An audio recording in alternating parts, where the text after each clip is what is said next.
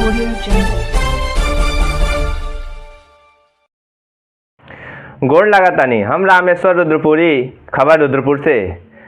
रउआ लोगन के टटका टटका राजनीतिक, सामाजिक, सरोकार से भरपूर देश प्रदेश का हर छोटी बड़न खबर खातिर करम आपके आमने सामने, आपके वही भोजपुरी अंदाज में। तो चलिए देखिए आज का ताजा अपडेट। रंगारंग सांस्कृतिक कार्यक्रम के साथ संपन्न हुआ सनशाइन अपेक्स पब्लिक स्कूल का पहिलका वार्षिक उत्सव। रउआ लोगन को बता दी कि शुक्रवार के दिन क्षेत्र के कुसमी फतेहपुर में स्थित सनशाइन अपेक्स पब्लिक स्कूल का पहिलका वार्षिक उत्सव बड़ा ही धूमधाम से मनावल गई, जहां स्कूल में नन्ना मुन्ना बच्चा लोग विभिन्न प्रकार के नृत्य प्रस्तुत करके वाई लूटनी। वही जे सामान्य ज्ञान के प्रतियोगिता में बेहतर प्रदर्शन करे वाली लड़के में सगरी लोगन के हौसला अफजाई कल गई और पुरस्कृत भी कल गई। कक्षा 5वीं में पढ़े वाली लड़की अंकिता यादव जी के सामान्य ज्ञान प्रतियोगिता में स्कूल टॉप कैले रहनी। कार्यक्रम के शुरुआत मुख्य अतिथि MLC डॉक्टर रतनपाल सिंह जी माई सरस्वती के चित्र पर माल्यार्पण, पुष्पार्चन एवं दीप प्रज्वलित करके कैले रहनी।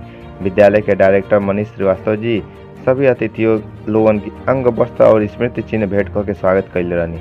तत्पश्चात विद्यालय के नन्ना मुन्ना लड़का लोग सरस्वती वंदना स्वागत गीत के साथ विभिन्न थीमों पर कलात्मक ढंग से नृत्य प्रस्तुत कैले रहनी। उपस्थित लोग का वाहवाही भी बटोर ले रहे। इस दौरान मुख्य अतिथि डॉक्टर रतनपाल सिंह जी कार्यक्रम के संबोधित करते हुए कहनी कि शिक्षा के साथ सांस्कृतिक कार्यक्रम के भी बढ़ावा दिया जाए चाहिए। ऐसे लड़का लोगन में अंदर छिपल प्रतिभा निखर के सामने आवेले। वो कहनी कि शिक्षा संस्कार के सृजन की आधारशिला होले, सांस्कृतिक कार्यक्रम का अभिव्यक्ति क्षमता के विकास खातिर होला। विशिष्ट अतिथि ग्राम प्रधान प्रतिनिधि रामाशीष निषाद जी कहले श्रेष्ठ समाज का कल्पना पूरा करे खातिर लड़का लोगन के स्कूल में पढ़ाई के साथे और भी अलग से ज्ञान देला के जरूरत बा। वो कहनी कि शिक्षा के साथ साथ लड़का लोगन के सांस्कृतिक कार्यक्रम में भी भाग लेवे के चाहिए और उन्हें लोगों के प्रेरित भी करे के चाहिए कि ये सब कार्यक्रम कैला से मन बुद्धि भी विकास करेला।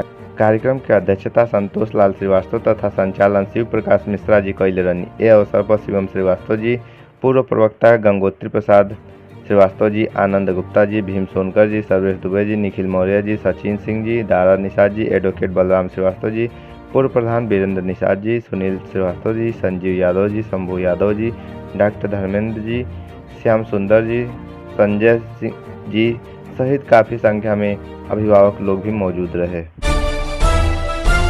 Audio Jungle।